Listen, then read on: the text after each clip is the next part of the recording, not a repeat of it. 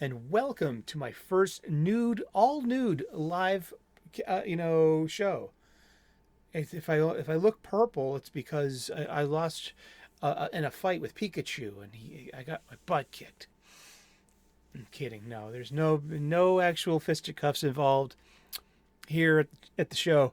Welcome back once again. It's time for the 31 Days of Halloween, where we watch a horror movie a day all throughout October to celebrate Halloween. And where it's horror movies and monster movies, and they could be vampire movies, or they could be mummy movies, or sci-fi horror movies, or slasher films, as we're doing a lot of this year. Yeah, we take a big focus on slasher films.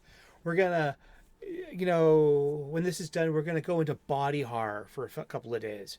I love movies about body horror, especially because of the special effects involved.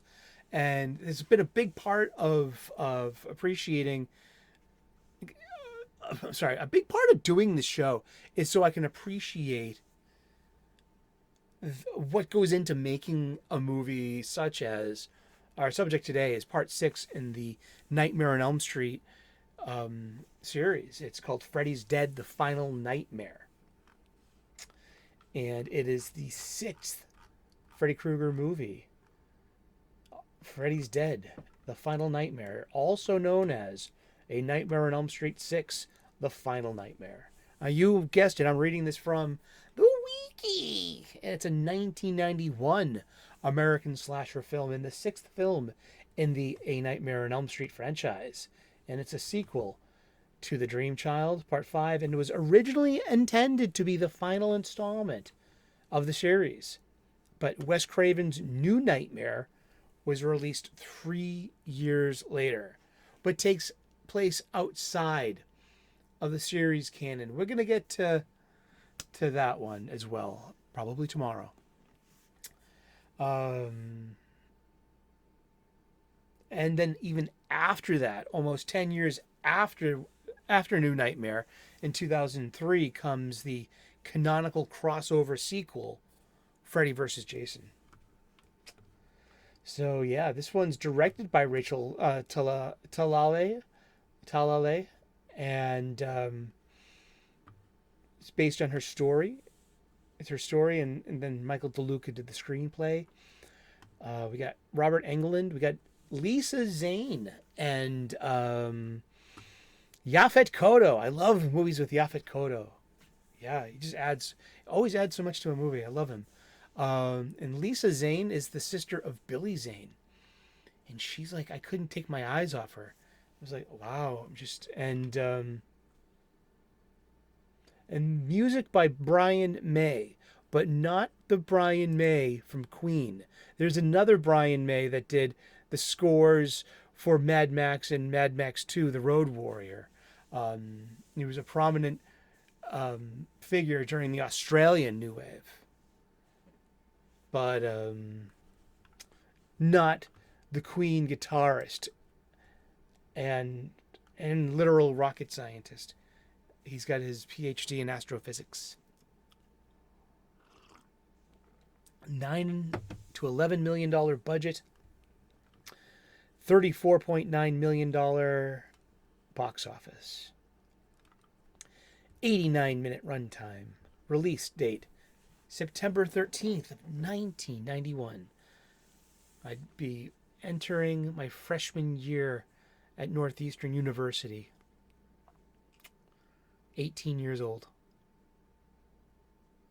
I'll be 19 that November. And also, I had just started working in my first real job in my still existing trade. I'm a professional chef. It started way back in September, October of 1991 when I got a job at the bar where everyone knows your name. My aunt owned a travel agency. One of the girls that worked for her had a sister that was a waitress at a tourist trap and got me a job as a busser. And that's how I entered the hospitality industry. and it was at 84 Beacon Street in Boston. It was used to be called the Bull and Finch Pub, but it was the inspiration for the NBC TV show Cheers, and it was still in production the last 2 years that I worked there. I got to see them, the cast and crew, come a few times, and do the final night, premiere of the last episode. It was a big gala event. Jay Leno did the Tonight Show from some bleachers that we erected outside the restaurant, and it was pretty fun. And I was a young man, and meeting people, making new friends, going out a lot too. Still living at home in South Boston in the projects at my mother's, and I did not go see this at the movie theater. I don't even recall seeing. I must have seen this. I must have rented this because I've seen this before. I forgot all about everything that. Oh, this movie. Hello, Lisa Zane. How are you? She's like 29 or 30 in this movie, and she's like wearing like smart pantsuits. She looked very smart and very, very hot, and just just big fan. I was like, I couldn't like. Oh, no, that's maybe, is that problematic, having a crush on an old movie star? You know what I mean? Isn't that the spirit of objectifying? And that people don't exist for you to put your emotions on, that you need to find something, you know what I mean? Or am I just overthinking that? Is it creepy?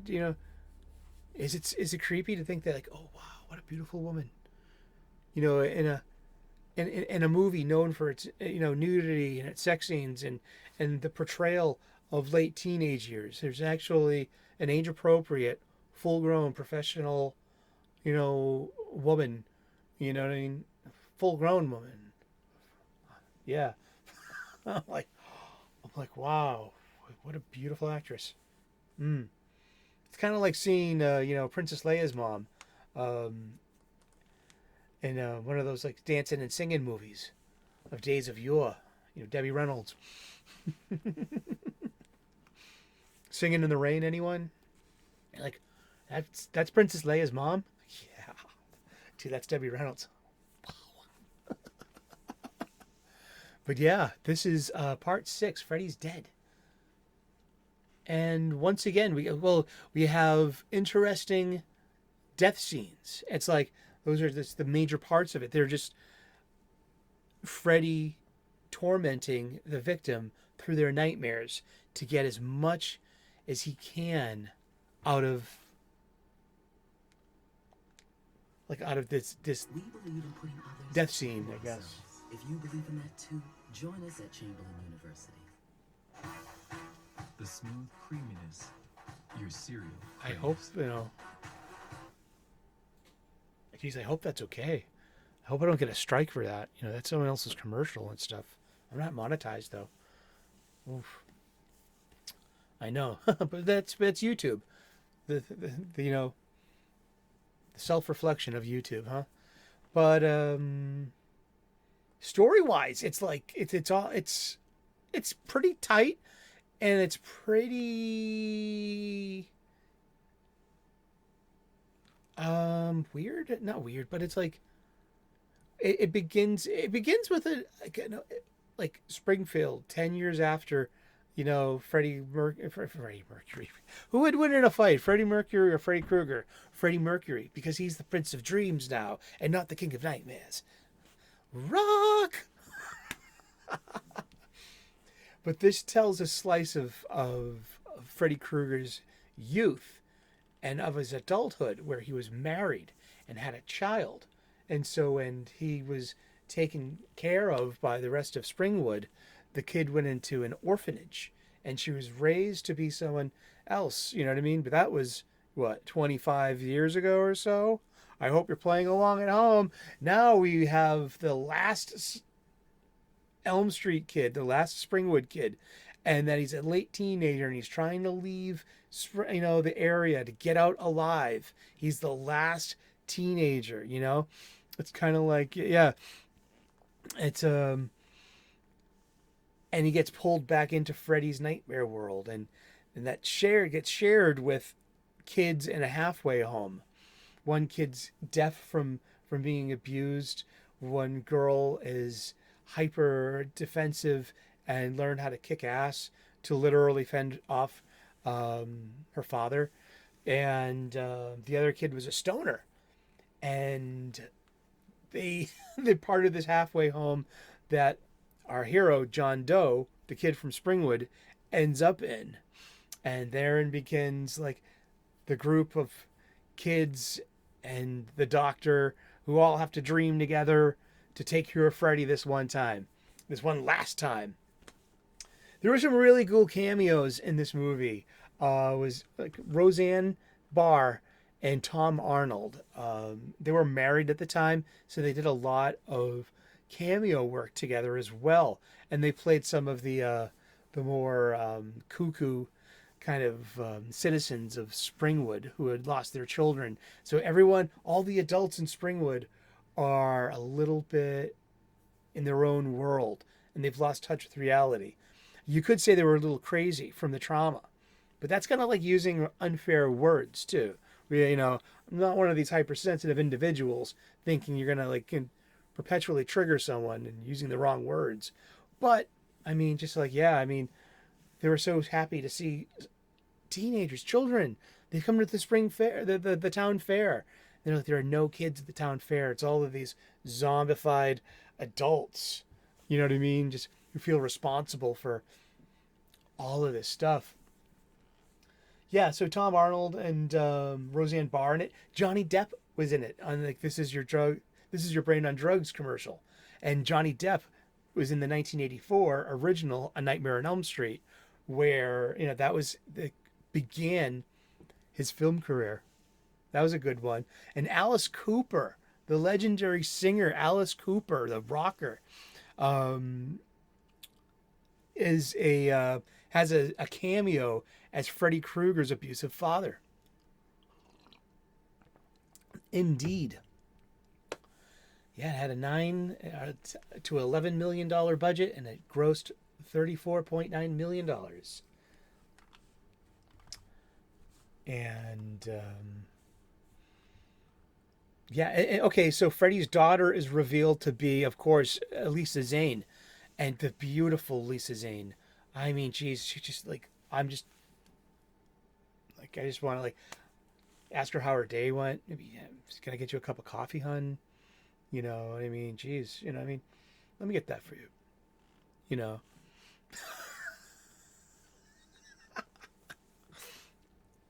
Maybe we can go away together for the weekend.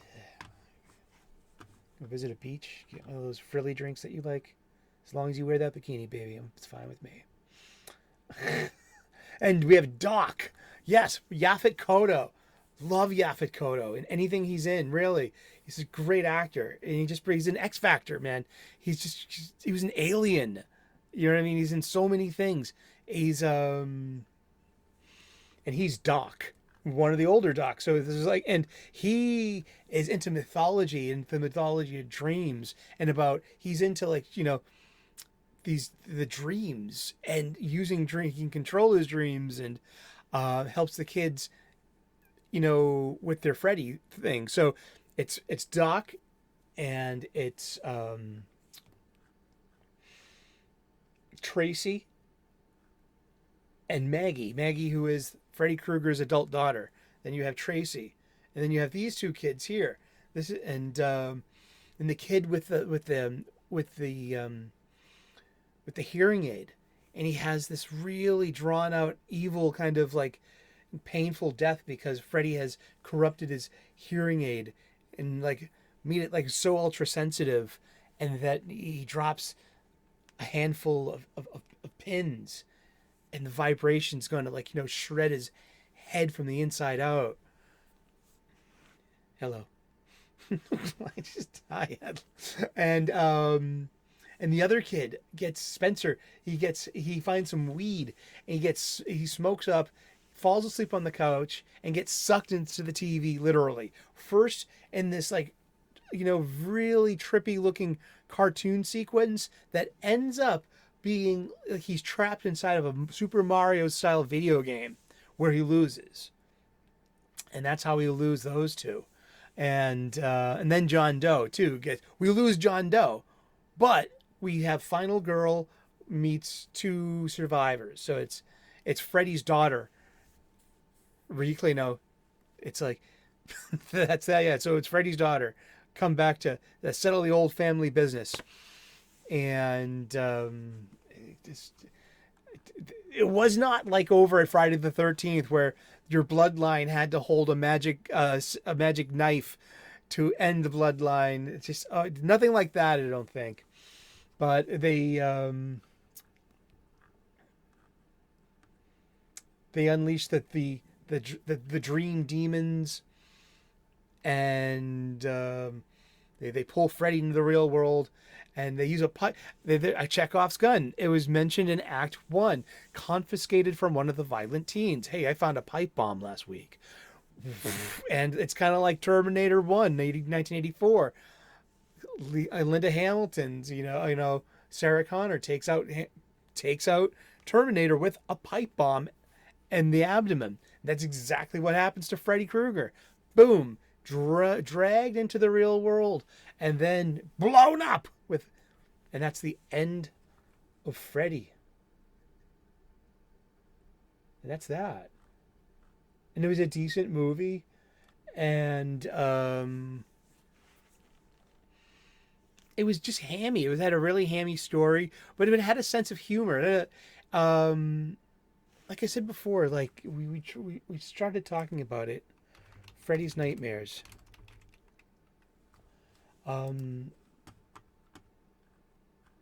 There was here, I'm gonna read from the wiki, okay?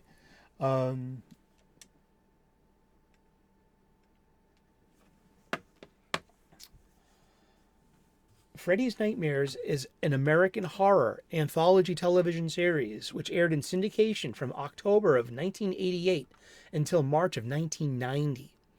So between the last two movies or so.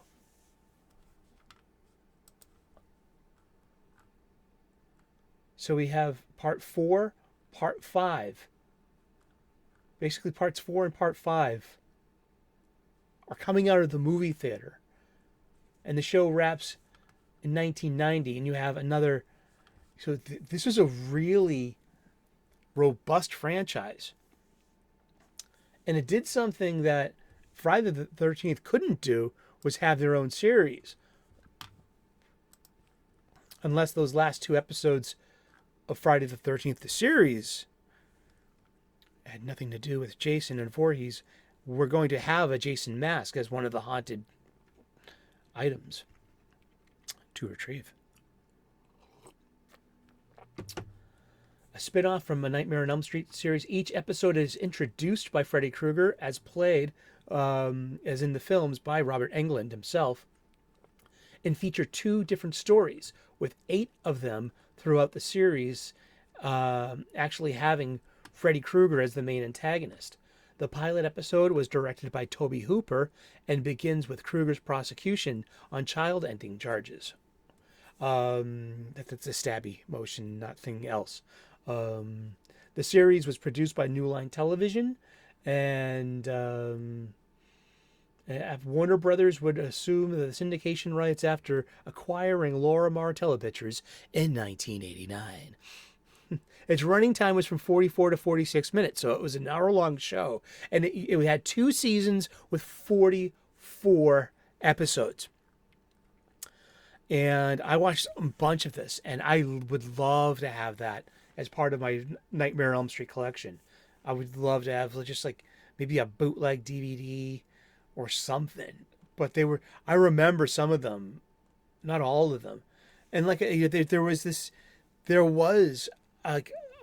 renaissance of late 80s horror anthology TV shows. There was a new Twilight Zone on CBS network television in the mid to late 80s.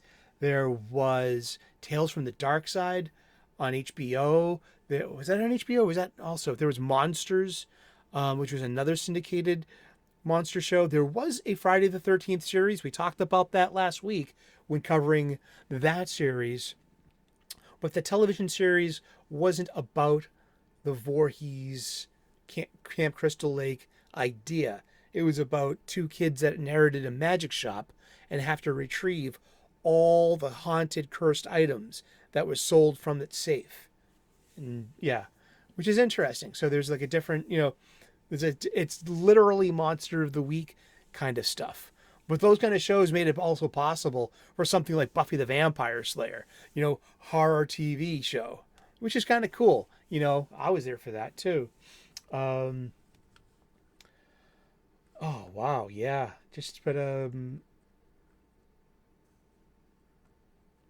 It was it's like Tales from the Crypt. That was the one that was on HBO. Yeah, that was really cool.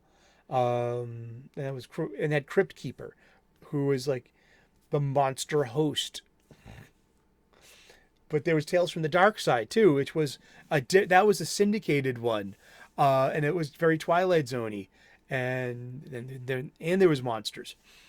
Like those were like these were three syndicated horror shows that you would see like late night on like Friday or Saturday nights. Good stuff.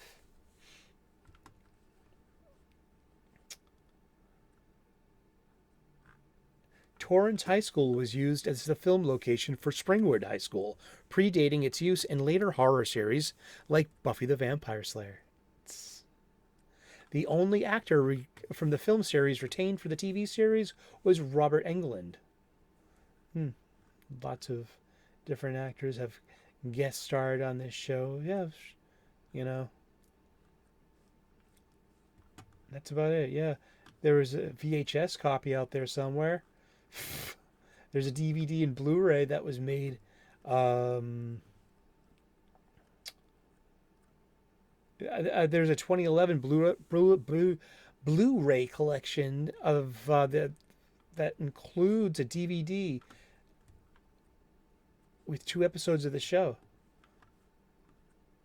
In 2003, Volume 1, the first 3 episodes, was released on a Region 2 DVD in Ireland and the UK. Therefore, justifying my perhaps future purchase of an all regions 4K Blu-ray player.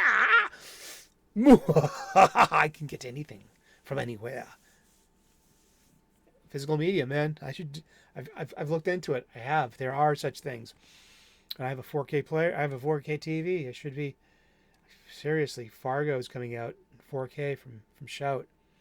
It's going to be the same thing I bought on Blu-ray a couple of years ago with the movie poster, but this is Fargo we're talking, so a more cleaner 4K kind of difference. I've never really experienced it yet. But yeah, that was Freddy's Nightmares, this wonderful horror TV show. It was campy, kitschy, it had a limited budget. It was a TV show, and they made 44 episodes. There was there's like another 40 hours, almost 40 hours of A Nightmare on Elm Street out there that you might not have even seen or known of. And it's pretty fun. Remember, Freddy's not in all of them, but he is the host of the show. And it's full of those one-liners and the calamity horror and the fun and the humor that comes from calamity and the humor that comes from horror. That dark humor. We will be covering Wes Craven's New Nightmare. I'm going to get through that movie and we're going to talk about it. And then we're going to wrap this up with Freddy vs. Jason. And it's been a really fun ride walking down Elm Street with all you people. And thank you so much for coming to this, the 2023 31 Days of Halloween, where we watch a different horror movie every day in the month of October. In the spirit of the Halloween season. Hey, look, I refilled it full of candy, which isn't for children. It's all for me.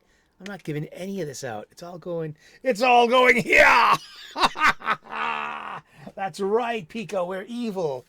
Thank you so very much. Please like and subscribe. I would love to earn your subscription. We make daily content here, 3 p.m. U.S. Eastern daily. We talk about comic books. This month in October, 6 p.m., dropping U.S. Eastern daily. During October, 6 p.m., is the 31 days of Halloween. We talk about horror movies all month long. If you're celebrating, let me know in the comments section what movie is yours today, and I would like to know. We will see you, and save me a seat next to you in that dark movie theater.